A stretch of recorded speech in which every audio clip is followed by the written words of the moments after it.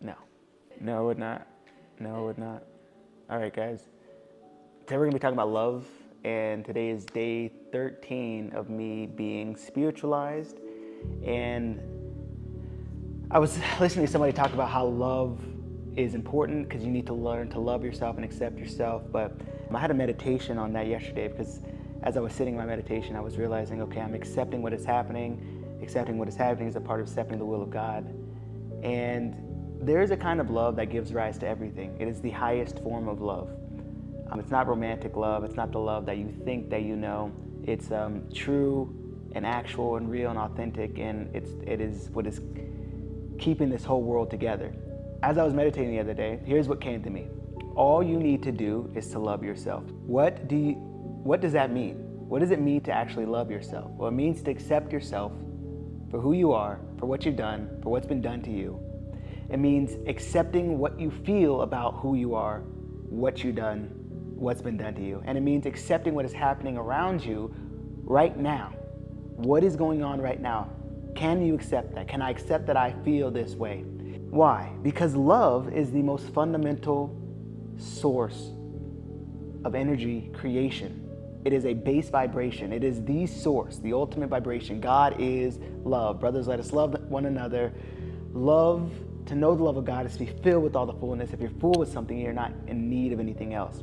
So to reject what is actually happening right now is actually to reject the love that created it. Here's a challenge. Love is high frequency energy, vibration. It's not stuck in time nor stranded in a loop. It moves through dimensions, although it permeates in and around. It's like in the world and in the dimension, but not of the world and of the dimension.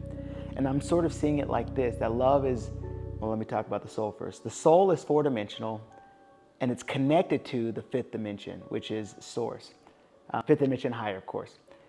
The mind, the emotions, and the body sit in the lower densities, and I think it kind of flows downward. Mind, higher mind, lower mind, emotions, body. But love moves through all of them. So to love yourself is to allow that love from the top, the highest form of love, to move downward into yourself. From soul to mind to emotion to body. This is how we refine the ego, and this is how we attain inner peace. This is how we become integrated, and this is how we remember who we really are. So I'm gonna pause my script here for a second. So it's like there are people who have loved themselves physically, right? Have taken care of their bodies, who have taken care of their hydration, their mineralization, and have done what is right for them physically. They work out, they get to the gym every day, but these people may be stressed out, right? They may be overworked. Sometimes they may even get into the point where that love becomes twisted and it becomes obsessive compulsive disorder with respect to working out, or an eating disorder, and it might manifest in a distorted way. So the act of loving themselves only from that point, it eventually becomes trying to perfect oneself by that love at that dimension. Very difficult to do that because there's not a abundance of that energy on the physical level. There's only so much on the physical, right?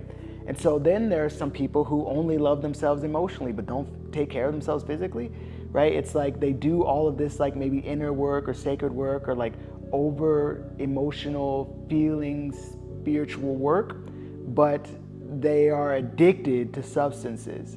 They're addicted to, hopefully I gotta make sure I'm recording, because if I'm not recording this, they're addicted to substances, they're addicted to sex, they're addicted to events and pleasure and the things on the outside. They become hedonistic, which shoot, if that's you, that's fine. But in my opinion, and how I'm seeing that love becomes distorted on that level too. So you guys are seeing that if it's only a love of the mind, in the same way, there's a distortion that eventually comes, right? So it may start off nice and yes, I'm taking care of myself. Yes, I'm meditating. Yes, I'm doing the right things. But then it becomes self-isolation. Then it becomes the world is nothing. I mean nothing. There's nothing here, because you're trying to perfect yourself by love on that level. And you can't do it only just on one level. You have to allow love to flow through every single level of the ego structure, which is the mind, the emotions, and the body. So anyways, I'm going to continue with this script here. So when you allow love to permeate through every part of who you are,